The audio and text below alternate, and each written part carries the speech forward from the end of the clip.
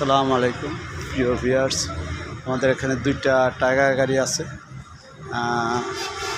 একটা 19-এর মডেল আর একটা 18-এর মডেল। দুইটা গাড়ি ক্যাশ টাকার বিক্রি হবে।